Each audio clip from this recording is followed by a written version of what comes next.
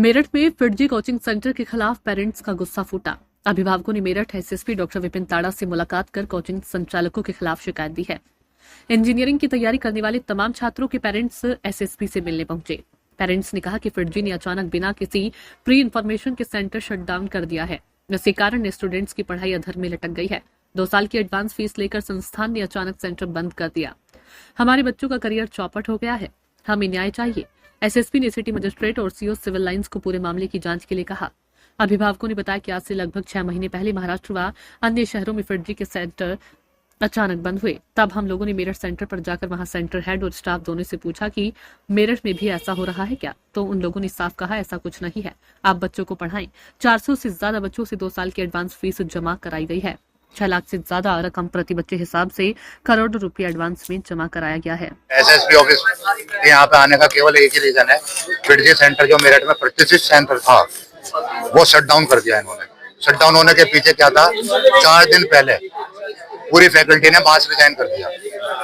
उससे पहले यदि 5 महीने या 6 महीने से कोई प्रॉब्लम चल रही थी, किसी पेरेंट्स को, किसी बच्चे को, किसी को फेवर में नहीं लिया कि भाई इस तरह की हमारी प्रॉब्लम चल रही है या हमें तनख्वाह नहीं मिल रही है या जो भी कुछ था, आए रिजाइन करके चले गए। जब आज आकर पता चला कि जो तो टीचर ही नहीं है कोई भी, तो in the mean time FIITJEE वालों ने क्या सपोर्ट दिया हमें कि वहां से आ जाएंगे नोएडा से।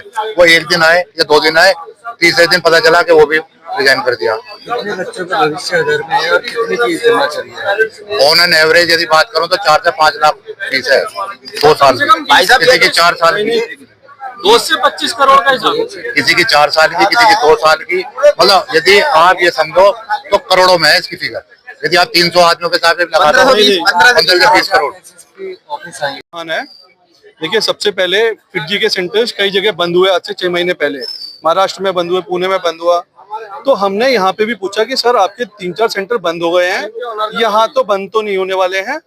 तो उन्होंने कहा नहीं सर, फिटजी सेंटर प्रॉफिट में है, यहाँ बंद होने का कोई सवाल नहीं है, आप पढ़ाते रहिए। हम फीस जमा करते रहे। मैंने खुद 6 लाख रुपए अपने जमा कर चुका हूँ और 71,000 रुपए अभी बाकी है। तो इन्होंने ये बोला कि अभी आज से 20 दिन पहले भी हमने पूछा कि सर आपको ऐसी बात तो नहीं है। उन्होंने कहा नहीं सर, आप जमा कर दीजिए। और आज से 20 दिन पहले 3 तारीख को इन्होंने 1,04,000 रुपए का डिडक्शन भी कर लिया, जो मेरे 6 लाख में दिए हुए हैं।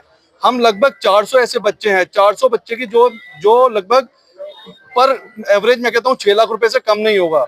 तो ये इन लोगों ने सबका पैसा ले लिया और इन्होंने बोला नहीं क्लास चलती रहेगी।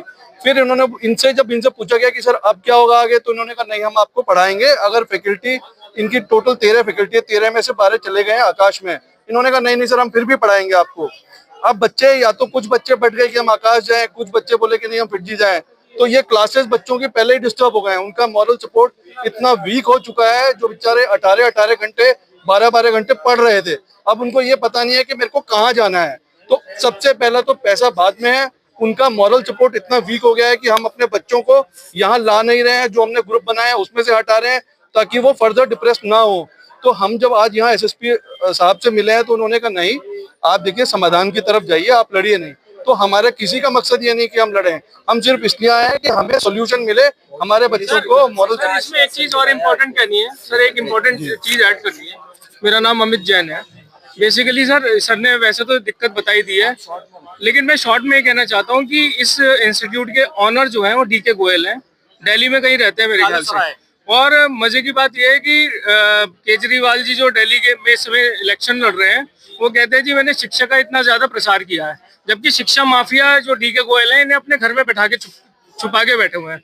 और बीजेपी के जो प्रधान जी हैं, जो मिनिस्टर हैं, उन तक भी ये बात नहीं पहुंच पा रही कि ये शिक्षा माफिया किस तरीके से बच्चों की जिंदगियों के साथ, उनके भविष्य के साथ खेल रहे हैं। हमारी बच्चियां 24 घंटे इस समय प्रताड़ित हैं मानसिक रूप से, लेकिन इन लोगों पे कोई फर्क नहीं पड़ रहा।